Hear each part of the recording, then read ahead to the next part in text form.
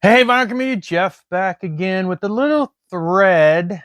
Well, it's called a challenge instead of a thread, but this is by Thomas over at Merciful Metal. He is setting forth the challenge.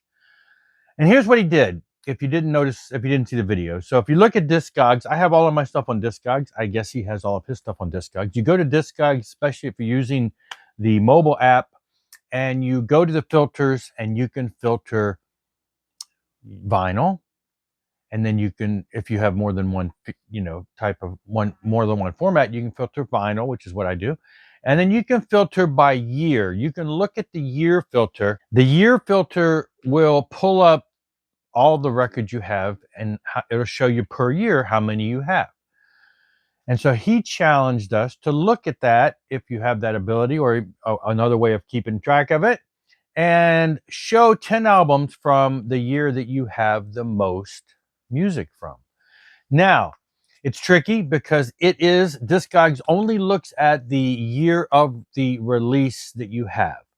So if 100 albums were released in 1984, but they were reissued in 2022, they're not going to show in Discogs as 1984. They're going to show as 2002.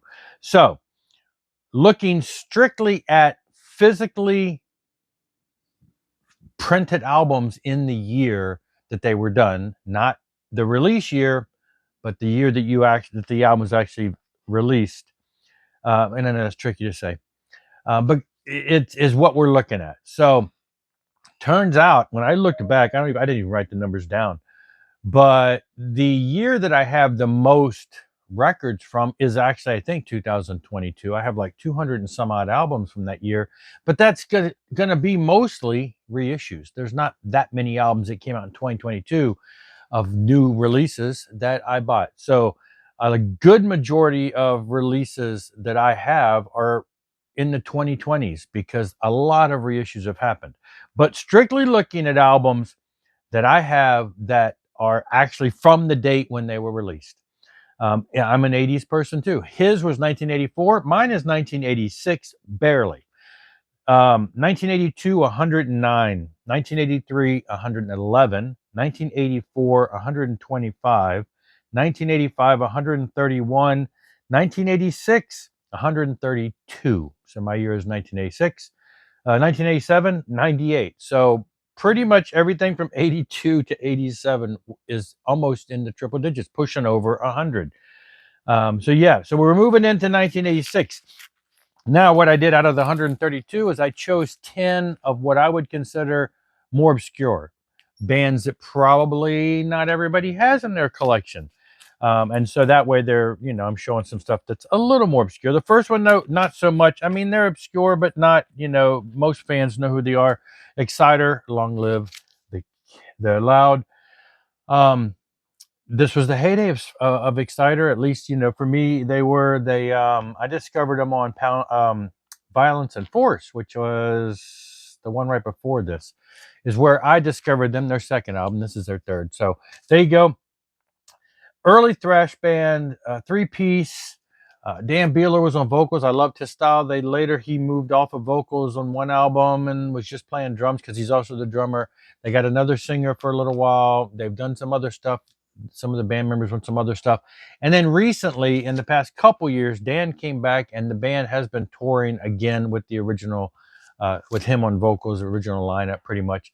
And they came locally. I say locally, it was like 4 hours away. They were up in DC, and I really wanted to go, but it's just a long haul to go.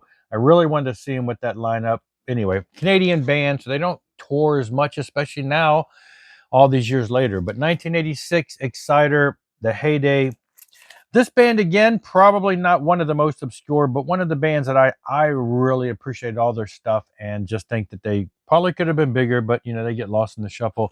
Nasty Nasty by Black and Blue.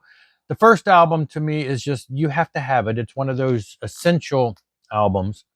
I just love them, love their style. And they did 5 albums throughout the days. And they're still around. They're still touring. I saw a clip from them the other day. Now, guitar-wise, they had Tommy Thayer on guitar. They were discovered by Gene Simmons, thus the Kiss connection. Tommy Thayer's nowing, has been with Kiss now for a long time, all the latter years. And so he's not back in Black and Blue, which is kind of odd because he's not really doing anything with Kiss now. Why not? I saw a clip from them playing Black and Blue playing like a month ago, and he wasn't with them, but still love them, still just love their sound, and thought that they really should have been bigger. But they put a handful of albums out, so they were fairly popular, but not huge. Q5, When the Mirror Cracks. Second Q5 album. The first album I think is way better. They went really commercial here, but still, and they didn't do a ton after this. They did release some other stuff later, like in the past few years. They've done some touring and stuff, but back in their heyday, they only had a couple. And the first album to me is still their strongest. It was very much in that melodic metal feel, and then they kind of went a little more AOR on this one, but still, some great stuff. One and Done, sort of kind of Project Driver, super group of sorts. The only new name was Rob Rock. Nobody knew who he was at the time, but you had Tony McAlpine on guitar, Tommy Aldridge, Rudy Sarzo, and then you had this Rob Rock character who has played a lot of stuff since then, but at the time we weren't as familiar with him. From here, he jumped over and did Impelliteri's first EP in 1987, and has been the stay for most of the Impellitteri catalog. But he's also done so much great stuff, even solo stuff. He's done a lot of stuff with a lot of other bands. He's one of those singers for hire that lends his vocals here and there, has done a lot of great material. But this is kind of, in my opinion, where it all started. But this is a great album. I love all three of those guys. I bought it for those three guys. Didn't know who Rob Rock was. Fell in love with him ever since. So, oh, look, another Shrapnel album, which was mentioned in my other videos the other day. Another somewhat obscure band from Sweden, Motherlode. They've done a lot. I think they've done some other stuff, but this is my favorite album. They've changed singers and stuff over the year. But this is the album that I like because it has Sonny Larson. He went on to do some stuff with some other bands that I really enjoy. And so this is one of my absolute favorite albums. One of those obscure albums that I think probably should be a lot more heard, a lot more widespreadly known. But it's not, but great stuff. Joshua Surrender, tricky album. There's been a lot of interesting chaos in the Joshua camp over the years. Joshua himself, the guitar player, he passed away recently, like in the past, when was that, a year ago or so, last year or two. But this band itself, if you look closely, you've got Ken Tamplin here on guitar, but you've also got two other guys. So these three guys went on to form Shout, a Christian metal band that went on to do great stuff. And Joshua has continued on, and he actually did the album that came after this was with Rob Rock on vocals, 1987. So Rob was starting to do his thing from doing the Project Driver, and he jumped over and started doing some stuff he did a Joshua album, he did a Warrior album, he did a Axel Rudy Pell album. He's done a lot of great stuff, but this is Joshua right before that. Just great. And Joshua is just a super fast guitar player, very much like in Chris Impellitteri.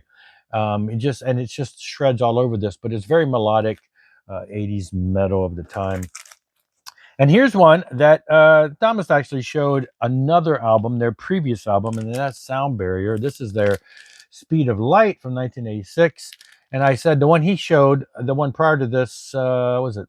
Anyway, that's the only one I think of Sound Barrier that I don't have yet. So yeah, and if you're not familiar with them, they're one of the first, and there's no picture of them here. They're all, yeah, there you go, African American, all heavy metal. They had the studs and the leather and stuff. They were on Metal Blade, yeah. So great stuff. I really enjoyed their stuff, and back in the day was just they were an oddity because obviously not a whole lot of bands like them in the genre, and so great stuff. They just and they went on to do some other stuff under some other names after Sound Barrier. But another one of those LA bands that put out a lot of material, appeared in things, but just never quite broke, and that's London. You hear about them in that movie, The Metal Years. They were just one of the bigger bands back on the LA Strip back in the day, I believe. They were just one of the premier bands that a lot of bands went through. I believe people like was it Blackie Lawless might have been in here at one point, and Nikki Sixx, or some of the guys from bands that are really popular came through London and did some stuff. But the band just, they did some material. They've done a couple albums, but never really scored the popularity of the bands that we know and love now that I guess touched through there. And then the last two we got here are from overseas, more overseas. We already showed Sweden, but Action, Warning in the Night. Now, I just recently got this not too long ago. I picked up two Action albums. They're a Japanese band, Japanese lyrics, a loudness type feel, of course, because of their homeland. They got the look, they got the sound. They just never did break in America. I don't think they did a whole lot with American vocals, at least not on this material. I have three of their albums, but this is one of the more recent ones I picked up from a guy online, and I was glad to get it. So, they got the chops. Just and I'm not sure how popular they are in their homeland, but not much known about them in America. Same with Kuni. This is one that I showed, Masque. I showed this not too long ago. This is a Japanese import, but this is all, it's like he is a flashy guitar player, and almost everybody else on the album are American people. It's got people it's got Billy Sheehan, it's got Frankie Banali, Chuck Wright. You got a whole bunch of Quiet Riot people on here. Kevin DeBro does some background vocals. You got, Neil Turbin from Anthrax does some vocals.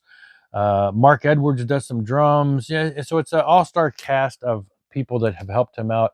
And he has done a handful of albums, and this is the only one that I do have on vinyl. And I do have another one I picked up on CD that I don't think I've ever shown that I got on Amazon. But most all of his materials overseas in Japan only, even though it is mostly an American band helping him out on most all the albums. Great stuff. So there you go, Thomas. There's 10, in my opinion, semi-obscure material bands that I think everybody should check out because they're awesome, excellent stuff. But yeah, 1986. And, I kind of wonder if I look back and somehow I would love it if disc guys would create a original release field to where a 2002, 2022 reissue would have a field that would say that this was originally released in 1980 something, because I'm sure that those numbers are greatly skewed, because I'm sure that hundreds of albums that I bought in the 2020s, a good majority of them are from the 80s. So anyway, just fun stuff. Check it out. Thomas, link below for Merciful Metal. Jump on board. It's fun. It's a fun challenge. See what you got. If you have yours documented or cataloged, you'll be able to do this easily. I'll see you later. Rock on and rock hard.